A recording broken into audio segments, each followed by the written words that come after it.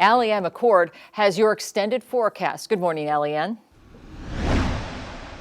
Well, good morning to you, Kelly, and happy Wednesday. And today is our big transition day from the dry and sunny conditions we've had all this week into the wet and stormy conditions we're looking to see heading into tonight and tomorrow. And this has prompted a few advisories, and I'm going to show you those advisories. So we've got a winter storm advisory stretching across the Sierra Mountain Range. This is going to be starting tonight or tomorrow morning at 1 a.m. and extending into Friday at 4 a.m. The main places impacted going to be Quincy, Chester, and Bernie. And this is where we could also see 3 to 8 inches of snowfall at elevations above 650 feet. Now for the the wind advisory, this is stretching a course along that I-5 corridor into Weaverville and Hayfork.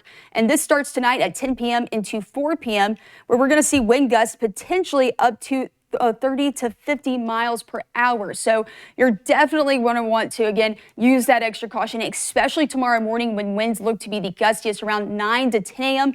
That's when you're going to get the gust along the I-5 corridor up to 40 miles per hour. And that's going to make for some really tricky conditions on the road, especially considering by that time, we're expecting very wet roads as well. So let's look at the futurecast.